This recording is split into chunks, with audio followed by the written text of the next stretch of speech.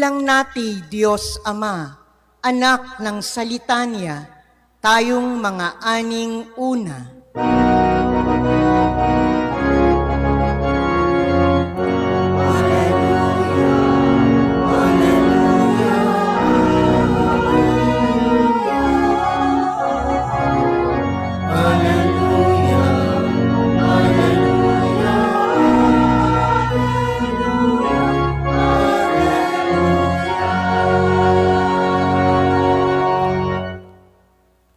Sumainyo ang Panginoon. At sumaiyo rin. Ang mabuting balita ng Panginoon ayon kay San Mateo. Papuri sa iyo, Panginoon.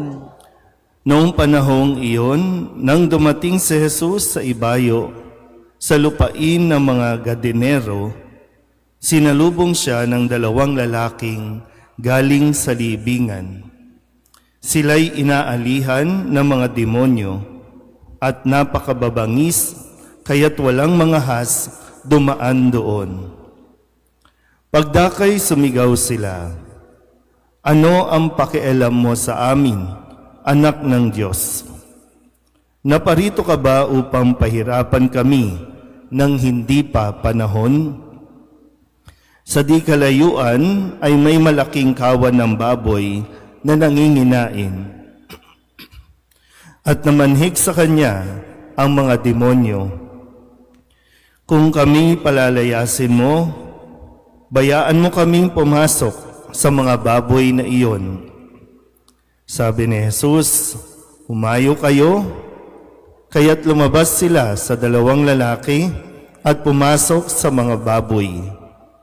Ang buong kawan ay biglang sumibad ng takbo tungo sa bangin. Nahulog sa lawa at nalunod.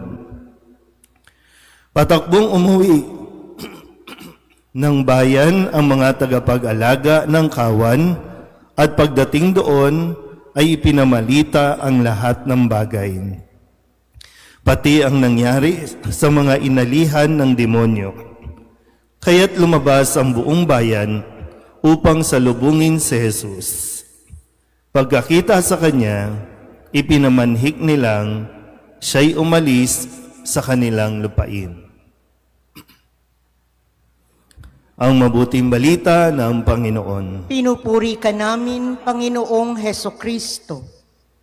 Isang magandang umaga po sa inyong lahat.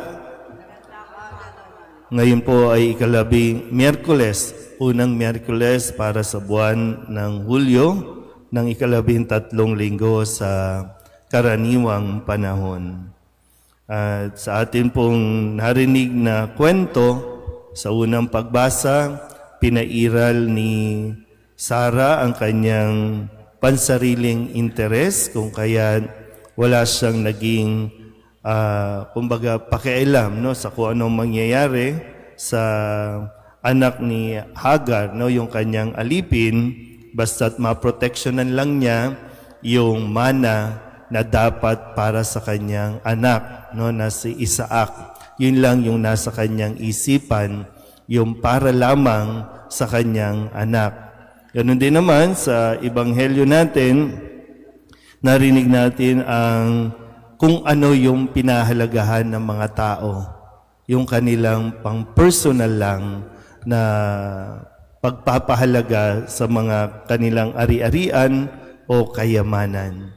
Kaya magandang makita rin natin, no? Nasaan nga ba tayo sa 2 grupong ito na binabanggit sa ating ebanghelyo? May 2 grupo. No?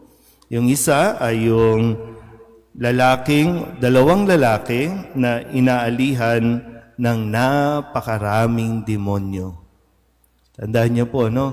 Sa isang tao, hindi lang isang demonyo ang pwedeng sumanib o pwedeng mag-control sa atin. Napakarami niyan. Kaya dito, no, kasi kung makikita ninyo, maraming baboy, diba, na nalunod.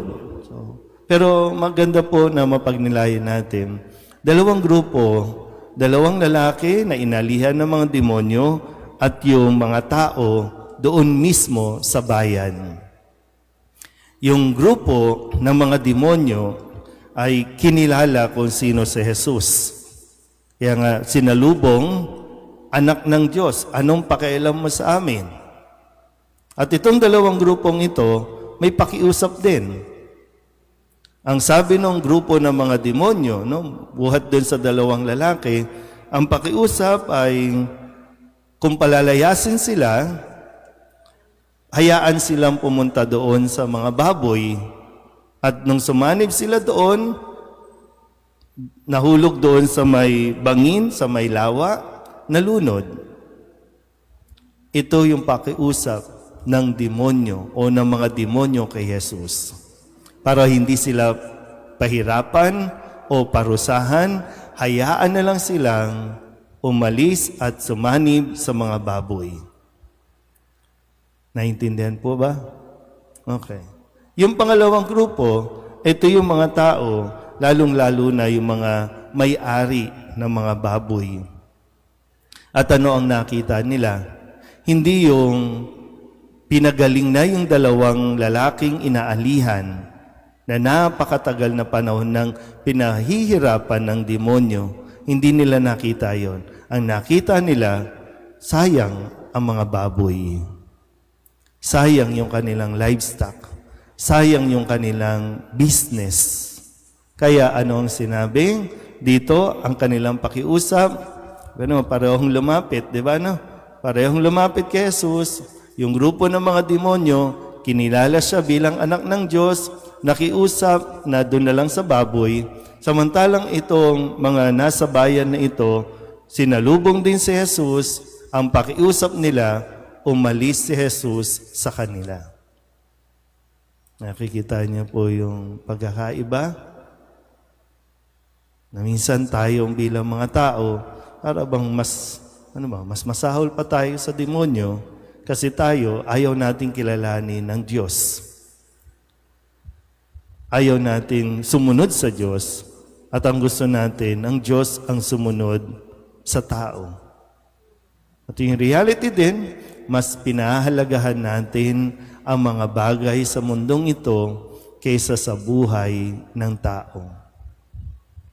Kaya nga, maging sa mga desisyon natin, sa lipunan natin, di ba?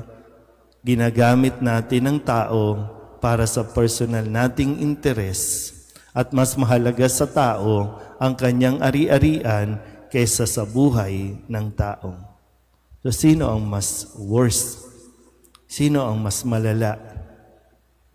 So, pero pag nilayan din natin, no, kung saan ba tayo sa dalawang grupong ito. Tayo ba yung sasalubong kay Jesus at kikilalanin siya, makikiusap na manatili siya, o tayo yung grupo na makikiusap na lumayo ka, umalis ka sa bayang ito? Amen?